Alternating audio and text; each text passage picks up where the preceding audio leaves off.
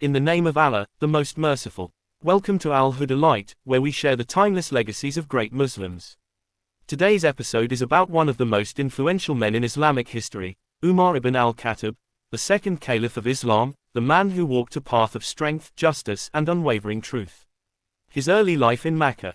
Umar ibn al-Khattab was born in Mecca, around the year 584 CE, into the prestigious Adi clan of the Quraysh tribe. From a young age, he stood out among his peers. Tall, strong, eloquent in speech, and educated in poetry and lineage, Umar was feared and respected. He grew up during a time when ignorance ruled, a time before the light of Islam had reached the hearts of the Arabs. Umar was known for his firmness and sharp mind. He learned to read and write, which was rare at the time, and he became skilled in wrestling, horse riding, and swordsmanship. Before accepting Islam, he was one of its fiercest opponents, seeing it as a threat to his tribe's traditions and status. But little did he know, Allah had a great destiny planned for him. 2. The turning point, Umar's conversion to Islam. Umar's hatred for Islam reached its peak when he decided to assassinate the Prophet Muhammad, peace be upon him. Sword in hand, filled with rage, he stormed through Mecca. But on his way, someone informed him, "Before you go to Muhammad, shouldn't you take care of your own family first? Your sister Fatima and her husband have already accepted Islam." Umar changed direction and went straight to his sister's house. As he entered, he heard verses of the Quran being recited. Enraged, he struck his sister. Blood on her face, she still calmly said, "We believe in Allah and His Messenger, no matter what you do." Those words, and the verses of the Quran he later read, shook his heart. He asked to be taken to the Prophet. Upon seeing him, the companions feared the worst. But Umar declared, "I testify that there is no God but Allah, and Muhammad is His Messenger." It was a moment of glory. The Muslims, who had been hiding their faith, now walked with Umar openly through the streets. Islam had gained strength, and its most feared enemy had become its strongest defender. 3. Umar as a Muslim, the defender of the faith. After embracing Islam, Umar became a pillar of strength for the Muslim community. He was bold, fearless, and determined to protect the believers. He would pray openly in the Kaaba and dared anyone to stop him. The Quraysh were stunned, one of their own had joined the side they oppressed. His conversion was a turning point that changed the dynamics of the struggle between truth and falsehood. Umar stood beside the Prophet in battles, in decisions, and in moments of crisis. He spoke the truth even when it was difficult. Many verses of the Quran were revealed agreeing with Umar's opinions, including matters like prisoners of war, hijab, and the call to prayer. He wasn't just a follower, he was a man whose heart was guided by Allah.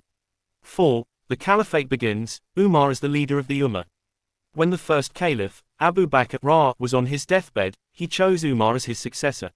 It was a decision that would shape the future of Islam forever. As Caliph, Umar led with justice, humility, and unmatched wisdom. His governance stretched from Egypt to Persia. He introduced systems of administration, social welfare, and justice that were ahead of their time. He established the Islamic calendar, created a police force, built roads, opened hospitals, and ensured food for the poor. He personally visited houses, checking on the people. He carried sacks of food on his back to feed the hungry. He held himself accountable before Allah for every citizen under his rule, even animals. He once said, "If a mule stumbles in Iraq, I fear that Allah will ask me why I didn't fix the road for it." Such was his leadership. 5. His character, the soul of justice and humility. Umar's life was a reflection of justice. He didn't tolerate lies, oppression, or favoritism. Even his own son wasn't spared if he did wrong. He lived a simple life. His clothes were patched. His meals were basic. Though he ruled an empire, he feared standing before Allah more than anything. He was known to patrol the streets at night, dressed in ordinary clothes, listening to his people, helping the weak, and correcting injustices in secret. His title, Al-Faruq, means the one who distinguishes between truth and falsehood.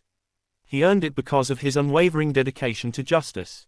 6. His martyrdom, the day Umar fell. One day, while leading the Fajr prayer, Umar was attacked by a Persian slave named Abu Lu'lu'a. He stabbed Umar multiple times with a poisoned dagger. Umar fell but continued to pray. His voice was heard even while bleeding, calling people to complete the prayer. As he lay dying, he asked whether the prayer was completed.